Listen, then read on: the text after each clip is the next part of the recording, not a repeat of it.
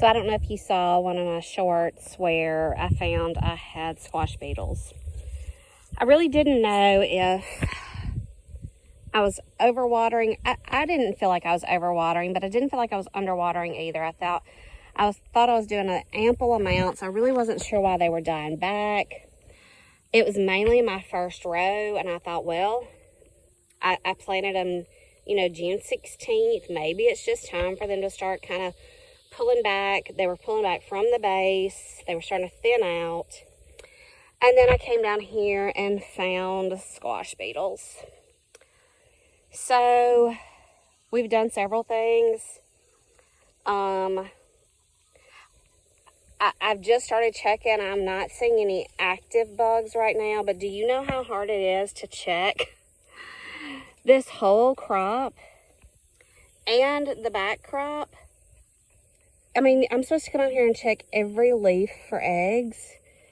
That's impossible, but I don't want to lose what I got going here either. I don't want them draining all the liquid from my vines, thus killing the plant. And my pumpkins that have already started won't continue to grow. I mean, I don't know.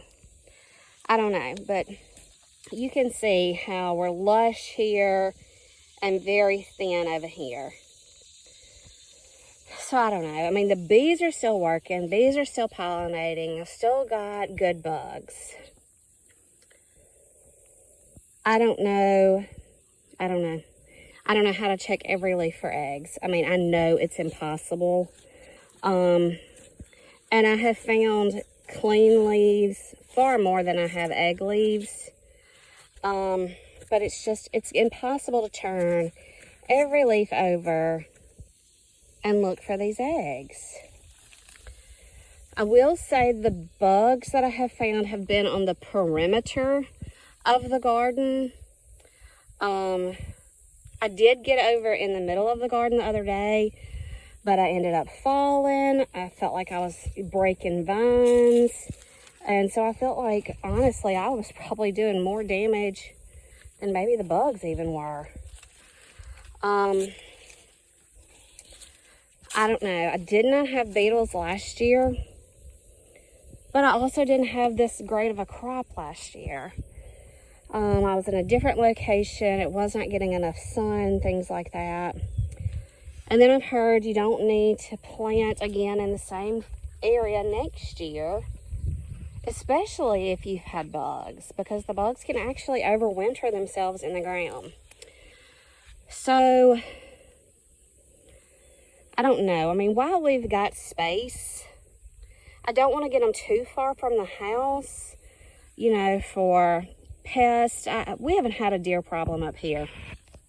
I honestly don't know if the deer would bother them or not, but, you know, it's convenient when it's right here by the house. If it's way at the back of the pasture, I'm not likely to go and look at it every day.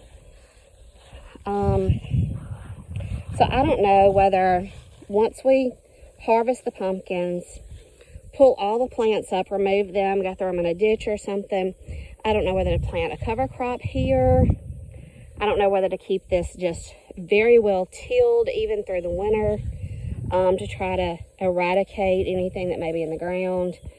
So if you're a professional on squash beetles, I would love to hear your advice, because I mean, you can see this is a first row. They've worked through that first row, and you can see kind of the path they chose. You can see where it's yellowed and thinned out. And it just makes me sick at my stomach. I mean, I've got pumpkins, but I don't need them.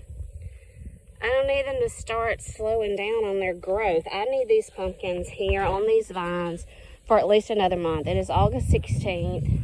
It's my birthday. And I'd like them here till at least, you know, around the 10th of September, the 12th of September, you know, whatever. I feel like that's when people are going to start decorating. And if I could get another month out of them, I think I'd be satisfied. But I don't know. I mean, you can see where the little path they've taken. So I'm at least going to try to get over in there and make sure I don't see any more. And hopefully, we've knocked them down or knocked them out or sent them packing. But I am totally accepting opinions, advice, recommendations, remedies on squash beetles and how to keep my patch growing and going for at least another month. So send me what you got. I'm open ears. When I got to this plant a couple of days ago, it was the pumpkin itself and the plant was just covered in squash beetles. But what bothers me is I don't see any carcasses. I don't see any dead beetles. They're not here anymore, but I don't see any dead bodies either. I'd rather see dead bodies than think they just packed up and moved on to another plant. I don't know. I'm at a loss. It's really not a whole lot I can do, because if they're in there working, they're already in there working, they're doing their damage. But, you know, we've put out a couple of different things that I only hope can deter them. But anyway, let me see. That looks like eggs. Yep. Do you see this? Can y'all see that? Those are eggs. So say, I think you're supposed to try to actually squash them with your finger. Squash the squash bugs. But like the best I can do is rake them off. I've always heard that they would be on the back, but I have found a ton on the fronts as well. Fronts and backs, I don't think they care. I think they're just laying eggs wherever they want to. So I'm going to keep checking. Y'all send me your suggestions, solutions.